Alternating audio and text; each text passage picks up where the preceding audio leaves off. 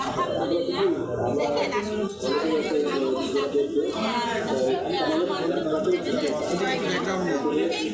সবাই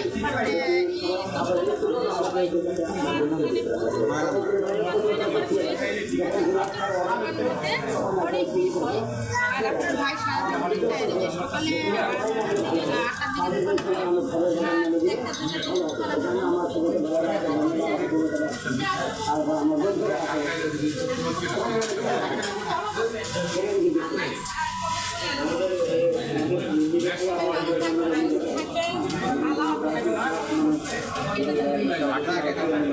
দিকে চাকরি দিব না।